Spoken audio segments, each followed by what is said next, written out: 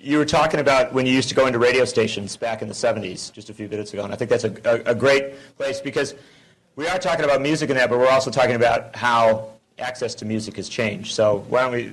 Well, I hate to be redundant, but basically what my actual point is that in all things, in order for us to make positive change, everyone must participate. There are people, there are lawyers and people working to legislate change and to protect us. The radio artists also have to take responsibility and participate in this, and also DJs. I started noticing, I did a lot of radio in the 70s, and I started noticing at first it would be fun, and you'd go into a radio station and you'd pick out, you could say, well, let's play some Coltrane and some Billie Holiday and, and various things.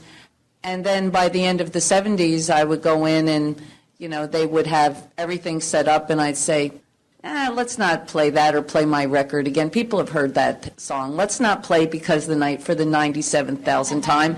Let's play some Jimi Hendrix or let's play Love Supreme. And they'd say, oh, we can't do that. We can't do that. And I said, oh, what do you mean you can't do that? It's radio. This isn't, we're not talking about life or death stuff. We're talking about, cultural voice and our musical heritage. You can do it. No, I can't. I can't do it. I said, what are you afraid of? Here, this is how you do it. Here's Love Supreme. Put it on the turntable, put the needle on it, and play it. But they started worrying about their jobs. They started saying that things, they could only play what they were told to play. And I would just always try to inspire them that don't give in to that. Participate, fight. And the more people keep rolling over because they're afraid, artists are afraid they aren't going to be played, DJs are afraid, well, they're not going to rise up the ladder, they're going to lose their job. All this collective fear is keeping us from unifying and progressing and protecting our cultural voice. And that's what we were talking about. So. That was a good thing to be talking about. And let me also, one other thing I want to touch with on Patti as we start things out here is we are now this year celebrating the 30th anniversary of horses.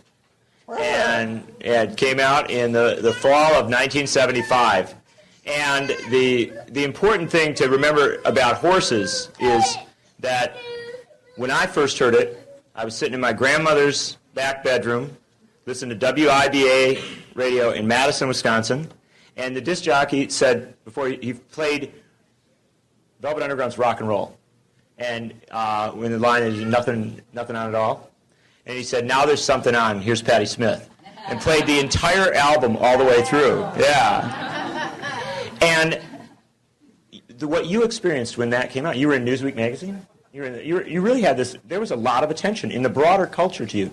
Is it possible today for a young artist to break through in that way with that controversial and challenging an album?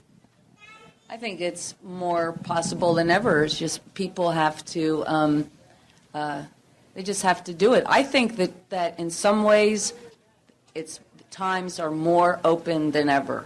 I don't really, people whine, well, I can't get this and I can't get, no one wants to play my CD or no one wants to do this. You just have to work hard. I mean, we worked... we got a certain amount of attention. The record didn't get much play. It didn't really sell that much. People did really like it, and it seems to people still care about it. But people spend too much time whining about what they don't get, or what they don't got. And what they need to do is be grateful for all opportunities and to build on them. And I think anybody can do anything. If they can't go through the traditional routes, then reinvent them. And, I know that I was able to get on a traditional label, but, for a while through very untraditional means. There was no place for people like us to play. We built CBGBs. You create your own situation. And I think that people shouldn't feel sorry for themselves and think that there's no opportunities. There's a million opportunities out there. Females have a greater voice than they did in my time. There's a million places that people hear music and see music, and it's up to the artists. It's up to the people to fight. Anyway, that's what I think. Get a job. That's what I tell you. Somebody said to me, can write a song. somebody said to me, and I didn't make them very happy with me, but they were saying, Patti, I can't get any money to put out my CD. And I just said, get a job. Get a job, save up your money, and then put out the CD. Don't expect anybody to give you anything. You got to work for what you want, and it'll mean a lot more to you if you do. Patti Smith does not have a gold album, which I found out today, and I was absolutely stunned by. I thought sure that Horses and a couple of them, other of them had It gold. went for Micah.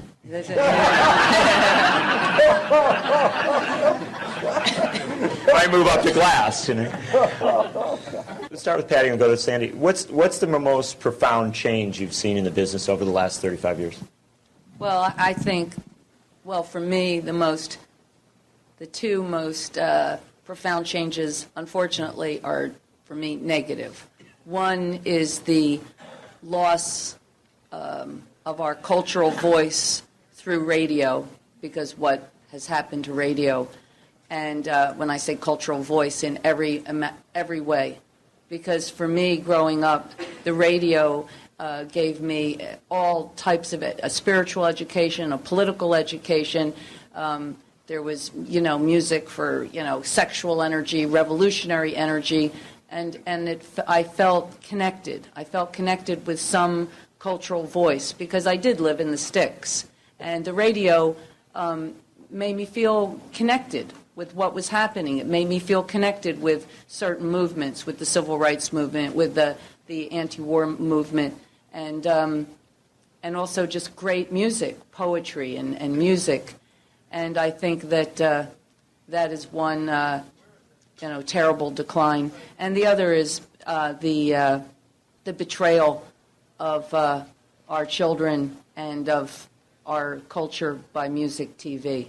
I think that music TV was one of the worst things that has happened. It has really made, first of all, it takes away music. The purity of music is something we hear and feel and interpret ourselves. It puts it in a box, interprets it basically sexually, and it takes away the thought processes and also what it's done for young people. Music TV exploits young people. It basically is teaching them to be consumers, to be self-involved, to look at even something, to me, which was always so sacred, rock and roll, as a vehicle to make a lot of money, get broads, and take drugs or just dress cool, instead of also being an important voice. And I think that it hasn't helped people grow. It isn't helping our children or anyone grow spiritually, intellectually. It isn't contributing to the revolution, whatever the revolution it is. It isn't inspiring people to build anti-war movements, to work for the environment, and to have and to respect one another, to respect oneself and one another. So they're the two changes that I think most disturb me.